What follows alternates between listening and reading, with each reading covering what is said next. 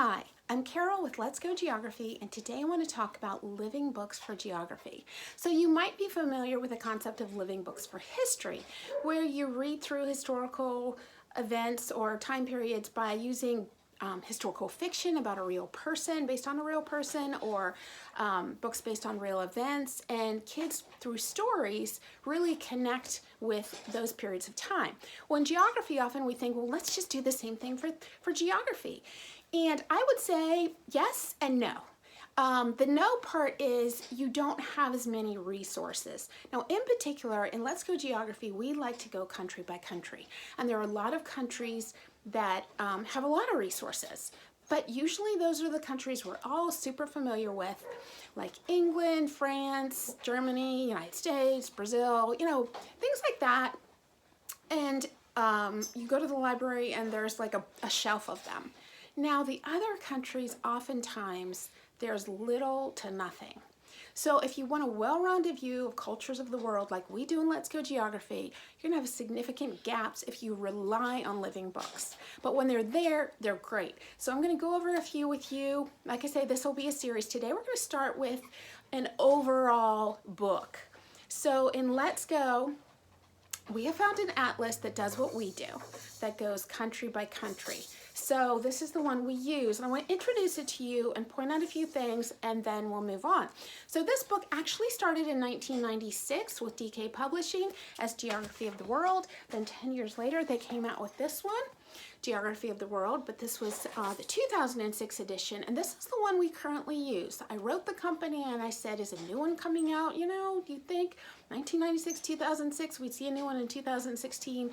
That didn't happen. However, let me just tell you this before I go on. I have found out, and I don't have the book with me, so I copied the front cover. They changed the name. Countries of the World. They just published it, I think, about a year or two ago.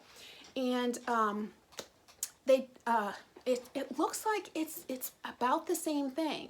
So just want to throw that out there, but right now I am using this one.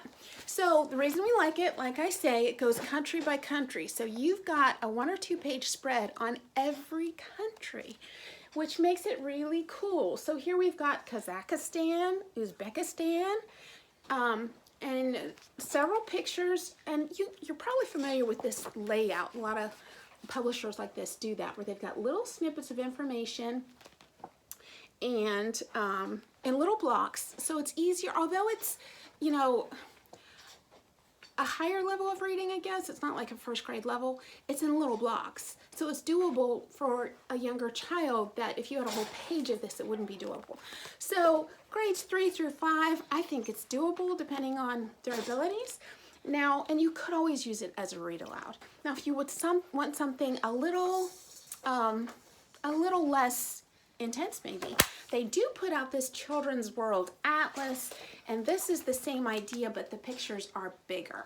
See how big that is? So the 2 page spreads are just kind of like that. Now let me throw this in there just because I saw this, the travel book, and it advertised like it was the same thing, the 2 page spread on each country, and I thought, oh, this is great. I'm gonna get this one, so I did. But it's really not the same thing. It really is meant for travelers.